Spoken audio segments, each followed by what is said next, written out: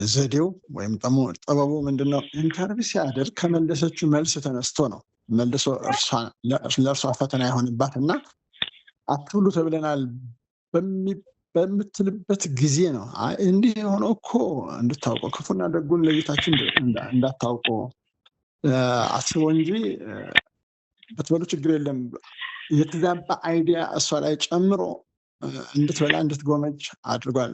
ምን ማለት ነው? እዚህ ሊተላለፍ የተፈለገው መልእክት ጠላት እኛን በጠየቀበትና እኛ በመለስነው ጥያቄ ላይ ተነስቶ ፕሮጀክት እንደሚሰራ እንድናውቅ ተፈልጎ ነውና ይህን ያዙልኝ። ይህ ሀሳብ ጠላት ከኛ ከሚያገኘው ከአፋችን ከሚወስደው ከተናገር ነው ተነስቶ ነገር እንደሚሰራ ፕሮጀክት እንደሚሰራ በእኛ ላይ እንደሚያነጣጥር ችግር እንደሚፈጥር እውቀቱ እንዲኖረን ስለፈለኩ ነው። ምክንያቱም ምንናገራቸው ነገሮች ጠላት እንደሚሰማ አውቀን መናገር ጥሩ ነው። ከሰው ጋር ሲነጋገር ራሱ የሚናገራቸው ጥንቃቄ የሚያስፈልጋቸው ቃላቶቹ ራሱ ጥንቃቄ ያስፈልጋቸዋል። ንግግሩ ራሱ ጥንቃቄ ያስፈልጋል። ምክንያቱም ከንግግራችን የሚወሰድ ነገር አለ፣ የሚወሰድ ቋንቋ አለ፣ የሚወሰድ መልሶ ለእኛ የሚሰራብን ቋንቋ ስላለ ጥያቄና መልስ ወይም ደግሞ ንግግር በምናደርግበት ጊዜ ብርቱ ጥንቃቄ ያስፈልጋል። ማንን እንደሚልክ ጠላት አናውቅም።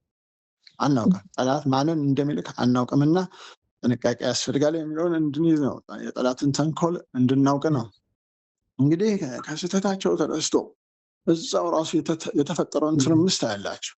እግዚአብሔር በሚጠይቅበት ጊዜ ምን እንደመለሱ ታውቃለህ? አዳም ምን እንዳለ? ሔዋን የሰጠኸኝ አሳሳተች። ሔዋን ስትጠየቅ እባቡ አሳሳተ። እንዲህ ብለው ኤክስተርናላይዝ የማድረግ ችግራቸውን የራሳቸውን ችግር ተሳሳትኩ ከማለት ይልቅ ኤክስተርናላይዝ የማድረግ ጉዳይ እዛው ላይ ትርምስ እንዲፈጠር ተደርጓል። ዞሮ ግን አሁንም እርግማኑ እባብ ላይ ብቻ አልቀረም። አዳም ተረግሟል፣ ሔዋን ተረግማለች፣ ምድሪቱ ተረግማለች። እንግዲህ መጀመሪያ ጠላት ያደረገው እርምጃ ይሄ ነበረ። ስለዚህ ይሄ የተረገመ ጠላት ነው። አሁን መግቢያው ላይ ያየነው ይሄ የተረገመ ጠላት ነው። እግዚአብሔር ኦልሬዲ ረግሞታል። ብዙ ጊዜ ስንጸልይ ቀጥታ እርሱን ፋይት ከማድረግ ይልቅ ወደ እርግማን እንመጣለን። እንደዚህ ያድርግህ እግዚአብሔር፣ እንደዚህ ያድርግህ ጌታ ኢየሱስ ክርስቶስ፣ እንደዚህ ያድርግህ ምናምን ያድርግህ የሚባል ነገር የእርግማን ጸሎት ብዙ ጊዜ ሰዓት መግደያ ነው። ለምንም አይጠቅምም። ኦልሬዲ እግዚአብሔር ኦልሬዲ የረገመውን እኛ ብንረግመው የሞት ገዳይ እንደማለት ተረግሟል። ኦልሬዲ አንደኛ በተረገመ ነገር ላይ ጊዜ መፍጀት አያስፈልግም። ሁለተኛ እዚሁ ላይ መግቢያ ላይ ሊጨምር የምፈልገው ግን ያልተጻፈ ጠላት ስልጣኑን ተቀምጧል። ስልጣኑን መቼ ነው የተቀማው ብትሉኝ ጌታ ኢየሱስ ክርስቶስ በጎልጎታ ላይ ተፈጸመ ባለ ጊዜ ያን ጊዜ የጠላት ስልጣን ተቀምጧል። እና እንደ በቃ አድራጊ ፈጣሪ አድርገን የምናይ ሰዎች ወይም የሚያዩ ሰዎች በድንግዝግዝ ላይ እንዳለን ይቆጠራል። ለምን? ሰይጣንን ስልጣን እንዳለው አድርጎ ማሰብ ጌታ ኢየሱስ ክርስቶስን ትንሣኤ ማቅለል ነው የሚሆነው። የጌታችን ኢየሱስ ክርስቶስ ሞትና ትንሣኤ ማቅለል ነው የሚሆነው። ለምን? ጌታችን ኢየሱስ ክርስቶስ ትንሣኤ ሞቱና ትንሣኤው የጠላታችንን የዲያብሎስን ኃይልና ስልጣን ቀምቶ ጨርሶ ደምድሞ ነው ሄደው። አሁን ያለነው ሶስተኛው ፌዝ ላይ ነው። ሶስተኛው ፌዝ ማለት ምን ማለት ነው? እዚህ ላይ መግቢያው ላይ ጨርሼ ለማለፍ እኛ ጌታ ኢየሱስ ክርስቶስ ተልእኮውን ጨርሶ በተመለሰ ጊዜ ኢንዶርስ አድርጎ የሄደው ስልጣን አለ። እርሱም ምንድን ነው? ዲያብሎስን እንድንቃወም፣ እንድናሳድድ፣ ደግሞ በዲያብሎስ ላይ ስልጣን እንዲኖረን፣ እኛ ላይ ምንም ጠላት ምንም ስልጣን እንደሌለው እኛ ግን እንደምንቀጠቅጥ በምን መሰረት? ዘፍጥረት 3 ላይ ባለው ቃል መሰረት እርሱ አንተ ሸኮናውን ትቀጠቅጣል፣ እርሱ ግን ራስን ይቀጠቅጣል። ሸኮናውን ጎልጎታ ላይ አንድ ጊዜ ጨርሷል። እኛ ግን ለዘላለም ራሱን እንቀጠቅጣለን። በማን? በጌታችን በኢየሱስ ክርስቶስ ማለት ነው። ስለዚህ በዚህ ሀሳብ ነው የምንንቀሳቀሰው ማለት ነው። ይህ መግቢያውን ነው። ዲቴይሉን ወደኋላ እናየዋለን። እንግዲህ የትምህርቱ ዓላማ ለቅቄዋለሁ። በቅዱሳንና በጠላት መካከል ያለውን ልዩነት ወይም ጠላትነት ማክረር ነው። በእኛና በጠላት መካከል ያለውን ጠላትነት ማክረር ፍች መፈጸም ነው። በቃ ፍች መፈጸም ከጠላት ጋር ይሄ መፍራት ዘተረፈ መርበትበት የሚባለው ነገር እንዲቀርና ሙሉ ስልጣናችንን አውቀን በጌታ ላይ መተማመንን መጨመር በጠላት ላይ ፍጹም የበላይ እንዲሆን ለማየት ነው የትምህርቱ ዓላማ። ሰይጣን የሚፈራው ሰራዊት ማፈራት ነው የትምህርቱ ዓላማ። ይሄ ነው ታርጌታችን፣ ይሄ ነው። ሶስተኛው ጠላት ወደ እንትኑ ስንሄድ ለመሆኑ ጠላት ስራውና ስሙ ማን ነው?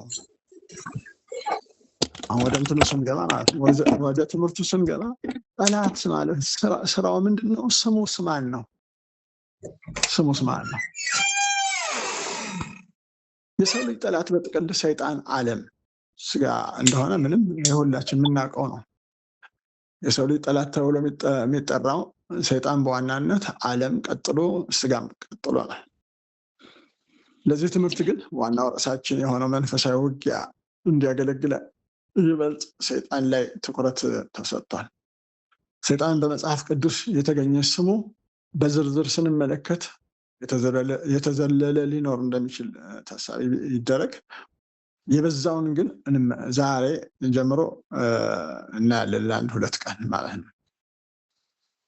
ስራው ሰይጣን በስራው ብንጀምር ስራው ራሱን በገሃዱና በስውር በዓለም ውክልና እና ስጋን በመጠቀም እየሰራ ያለ የእግዚአብሔር መንግስት ተቃዋሚና የሰው ልጆች ጠላት የሆነ ጭፍራና ሰራዊትን ሁሉ ይዞ የሚንቀሳቀስ ለመስረቅ፣ መስረቅ፣ ማረድ፣ ማጥፋት ዋና ተልእኮ ሲሆን ስሞቹም ማለትም ስሙም ምን ተብሎ ተጠርቷል? እባብ፣ በራሪ እባብ፣ እፉኝት፣ ተንኮለኛ፣ ሰይጣን፣ አጋንንት፣ አታላይ፣ ሐሰተኛ መንፈስ፣ የሐሰት አባት፣ አሳች፣ አመፀኛ፣ የአመፃ ሊቅ፣ ዲያብሎስ፣ የክፋት መላእክት፣ ታላቁ ዘንዶ፣ ብኤልዜቡል፣ ሌገቦን፣ አስጨናቂ፣ ሌባ፣ ነፍሰ ገዳይ፣ የዓለም መንፈስ፣ የዚህ ዓለም ገዢ፣ የፋርስ መንግስት አለቃ፣ አሁን ስራ ላይ ያለ መንፈስ አለቃ፣ የአየር ላይ ስልጣን አለቃ፣ የክርስቶስ ተቃዋሚ መንፈስ፣ ምክሩን በጥልቅ የሚሰራ በጥልቁ የሚወጣ አውሬ፣ ኩሩ መንፈስ፣ የጥፋት መንፈስ፣ የጥፋት መልአክ፣ የአመፃ ልጅ፣ ሟርት፣ አስማት፣ እርኩሳን መናፍስት ጠሪ ብለን ሰውየውን የምንረግምበት አንዱ ወይ የምንሳሳትበት ወይ ነው። እርግማን፣ መተት፣ ድግምት፣ እንቆላ፣ የሙት መንፈስ እና የሞት መንፈስ ወይም ዘመድ የሞት መንፈስ ማለት ያው ሞትን የሚዘመድ የሙታን መንፈስ ማለት ግን የሞቱ ዘመዶች፣ የሞቱ ሰዎች፣ የሞቱ የተቀበሩ ሰዎች እያመጣ የሚረብሸው መንፈስ ማለት ነው። ጠንቋይ ወይም ሞራ ገላጭ ብለን የምንለው ወይም ደጋሚ፣ ኮከብ ቆጣሪ፣ ጋኔን፣ አራጅ፣ አጥፊ፣ የቅዱሳን ፈታኝ፣ እሾህ እየተባለ ስሙ ይጠራል።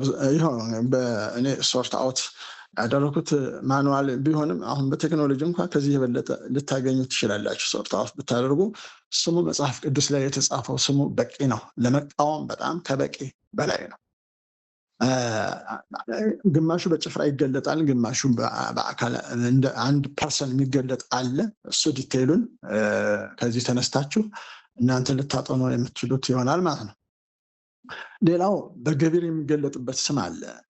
ቸነፈር፣ ዋግ፣ አረመሞ፣ መቅሰፍት፣ ደዌ፣ አንበጣ፣ ደጎብያ፣ ኩብኩባ፣ ተምች፣ ስንፍና፣ የግልሙትና መንፈስ፣ ባቢሎን፣ የእግዚአብሔር ግሙትና መተት፣ ሴሰኛ፣ አጥፊ፣ የጽድቅ ሁሉ ጠላት እያለ ወዘተ በመባል ይታወቃል። እዚህ ላይ በጣም ትንሽ ልንቆይ የሚያስፈልገው እዚህ ላይ ነው። አብዛኛውን ጊዜ ጠላትን በምንቃወምበት ጊዜ የማይታወቁ ስሞችን እንጠቀማለን። እዚህ ውስጥ የሌሉ ስሞችን እንጠቀማለን። ታች ስንቃወም ስለመቃወም ስንጸልይ እዛው እናየዋለን። አክቹዋሊ ግን አሁን ለመግቢያነት ስንቃወም ማንን ነው የምንቃወመው ብሎ ማወቅ ጥሩ ነው። ማን ቢመታ ማን አብሮ ይሄዳል የሚለውን ማወቅም ጥሩ ነው። ዋናውን በመታ ጊዜ የአለቃውን መንፈስ በመታ ጊዜ ጭፍራው ይበተናል እና ዋናውን አለቃ መንፈስ ለይቶ ማወቅ አስፈላጊ በመሆኑ በጣም በጣም በጣም በምድሪቱ ወይም ቤተክርስቲያንን እየሸወደን ያለው እያንዳንዳችን እየሸወደን ያለው ግን ሎካል የሆነ ወይም ደግሞ ይሄ ያልታወቀ ስም በተውላጠ ስም ወይም በተሰጠ ስም በፈረንጆች ኒክኔም የሚባል እዛ የሚጠቀመው አንዱ ሀገር ላይ የሌለ በሌላ ሀገር ላይ የሚነገር ጠላት ለማጭበርበር የሚያደርጋቸው እንትኖች አሉ፣ ተንኮሎች አሉ። ምን ማለት ነው? እኔ በላቸው እያለሁ አሁን ፌስቡክ ላይ ተንኮል መጽሐፍ ስፈልግ ምንድን ነው የማደርገው? የሆነ አጅሬው ብዬ ወይም ደግሞ ጀግናው ብዬ እገባለሁ። ጀግናው ብዬ ነው የምገባው። ፌስቡክ ላይ ተንኮል መስራት ብፈልግ ጀግናው ብዬ ነው። ከዛ የፈለጋችሁትን ያህል ጽፋችሁ ጀግናው እያላችሁ እየጻፋችሁ ብትውሉ ለነገሩ እኔ ብቻ ነኝ ግልጽ የሚሆንልኝ እንጂ ስለ ጀግናው እንደምትሰድቡ ነው ሰው ሌላ የሚያውቀው። ወይም ሪስፖንድ እያደረጋችሁት ያላችሁ ስለ ጀግናው ነው። ጀግናው ስለሚባል ሰው በፌስቡክ ላይ እየጻፈ ያለ በቃ ዛሬ መልስ ተሰጠው ምናምን ትሉና ይፎክራል። መዛ መልስ ደበደብ ነው፣ አንድም ነገር አልቀረልንም ብለው ይፎክራሉ። እችን ግን ማውቀው እኔ ብቻ፣ ሌላው ግን አያውቅም። እኔ ግን እስቃለሁ። ምክንያቱም ማንን እንደሚሰዱ አያውቁም። እኔ በላቸው ነኝ፣ ጀግናው ብዬ ነው የገባሁት። አላገኙኝም ማለት ነው። በፍጹም ሊያገኙኝ አይችሉም። በተመሳሳይ መልኩ ሎካሊ ስም እንዲወጣ አድርጓል ጠላት። የሰራቸውን ስራዎች ማወቅ ያስፈልጋል። በጣም ብዙ አሁን ለምሳሌ በእኛ ሀገር አተቴ ሞተቴ ምናምን ወዘተረፈ አሩሲቱ እመቤት ምናምን ወዘተረፈ እየተባሉ የሚጠሩ ሰዎች አሁን የአሩሲቱ እመቤት ተብሎ የሚጠራው አሜሪካ ላይ አሩሲው እመቤት ነው የምትባለው፣ አውሮፓ ላይ የአሩሲው እመቤት ነው የምትባለው። አዳልሞት የሚለው አሩሲ ማነው? አሜሪካ ላይ አድልሞት ነው የሚባለው። ኒክኔም ምንም ይሄን ያስባለው እሱ በውስጥ ተደብቆ አንድ ወይ በኤልዜቡል ነው ወይ ደግሞ የሆነ የሞት መልአክ ነው ወይም የኤልዛቤል መንፈስ ወይም የሆነ መንፈስ ነው ይህን ኒክኔም ሰጥቶ የሚያጫውተው ማለት። ስለዚህ ቀጥታ የጠላትን ስም በመጥራት መቃወም ለእኛ በቂና ከበቂ በላይ ነው ለማለት ነው። ይሄ ተራ ስሞች ጊዜ ከመጨረስ በስተቀር ለእኛ ዋጋ አይሰጡንም፣ አይጠቅሙንም። እንግዲህ ግብሩና ስሙን ካወቀን መጽሐፍ ቅዱስ ላይ የተጻፈው ሌላ በጣም የሚገርም በጣም ሰው በጥብቅ የሚጸልይበት ሌላ ስም ልንገራቸው። የቡዳ መንፈስ የሚላል ቡዳ የትም ቃል የሌለ ማለት ቡዳ። ሌላ ብዙ ስሞች አሉ። ነገሩ ማወቅም አልፈልግም፣ ለማወቅም ጥረት አላደረኩም። ይህን ኒክኔም የተሰጣቸው ለእውቀት እንደዚህ አይነት ትምህርት እርግጥ ይጠቅም ነበር፣ ባውቅ ጥሩ ነበረ። ግን በጣም ብዙ ሰዎች ሲጸልዩ ውስጥ የሚቆጣው ነው። አይቀበለውም፣ አልቀበለውም። የደረስኩበትን እኔ በደረስኩበት ነው አልቀበለውም በፍጹም። ተራ በሰፈር የወጣ ስም ላይ ጦርነት ዓለም አቀፍ መጽሐፍ ቅዱሳዊ እግዚአብሔር የሰጠው ስም እያለ ሰዎች በፈጠሩት ስምና ተውላጠ ስም ነው ምናምን የሚባል ስም ላይ እኔ ብዙም ጊዜ መግደል አስፈላጊ አይመስለኝም። እና የጠላትን ስም ማወቅ በጣም መሰረታዊ እንደሆነ ነው። አሁን እንግዲህ እስከዚህ ያየ ነው መሰረታዊ እንደሆነ ነው። በጣም መሰረታዊ ነው። አንዳንድ ጊዜ ጠላትን ባለማወቃችን ብዙ ብክነት፣ ብዙ የኃይል ብክነት አድርሰናል። በጣም ብዙ ዘመን ባክኗል። በጣም ብዙ ዘመን ባክኗል። ብዙ ሰዓት ገድለናል። አሸናፊና ተሸናፊ የማይታወቅበት ብዙ ዘመን አልፏል። በግብግብ ለምንድን ነው ርቆ ማይሄደው? ለምንድን ነው አጠገባችን ቁሞ የሚንተፋተፈው? ለምንድን ነው ጠላት ከኛ አጠገብ ርቆ ላይሄድ የፈለገው? ለምንድን ነው? ታርጌት ፉል ሆነን ባለመዋጋታችን፣ ስሙን ባለማወቃችን የተነሳ ነው።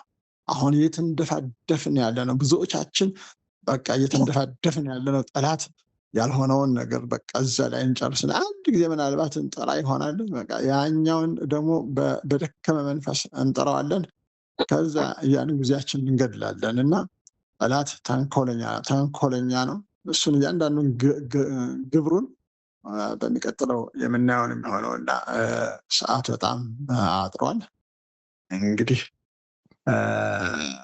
ሰዓታችሁን ላለሬት ነው የሚያጠቃው፣ እኛስ እንዴት ነው መልስ የምንሰጠው የሚለውን ከሚቀጥሉት ቀናት ጀምሮ እናያለን። ዛሬ ያየነው እንግዲህ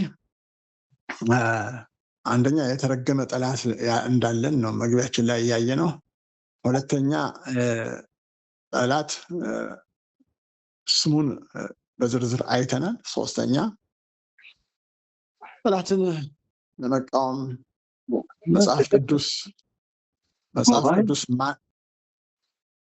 አይተናል። ስሙን ማወቁ ጠቃሚ እንደሆነ ነው። አንድ ምሳሌ የወሰድነው አንድ ወታደር ጠላቱን አውቆ ነው የሚተኩሰው እና በምንጸልይበት ጊዜ ታርጌት ሁሉ ሆነን እንድንጸልይ ማወቁ በጣም መሰረታዊ ስለሆነ ነው መግቢያው ላይ እንደዚህ ጊዜ ፈጅቼ ማየት የተፈለገ። ዝርዝሩን ስለለጠፍኩ ከዛ ማየት ይቻላል። ሪፈር እያደረጉ ደግሞ በጣም ዲቴይል እንድታዩ በጣም ነው የምጋብዘው፣ ማበረታታው። ጌታ ቢፈቅድ ብንኖር በዚህ ጉዳይ ላይ እያንዳንዷን ነገር አጥንተን በእያንዳንዷ ነገር ላይ በእውቀት ብንወጣና ብንዋጋ አንድ ጊዜ ይቆጥባል። ሁለተኛ ጠላት በቀላሉ ይጠቃል፣ እናጠቃለን። ሶስተኛ በነፃነት እንወጣለን፣ እንገባለን ማለት ነው። እንዴት ማንን ያጠቃል፣ እንዴት እናጠቃዋለን፣ እንዴት እንቃወማለን የሚለውን ደግሞ በሚቀጥለው እናያለን ማለት ነው። ይቀጥላል።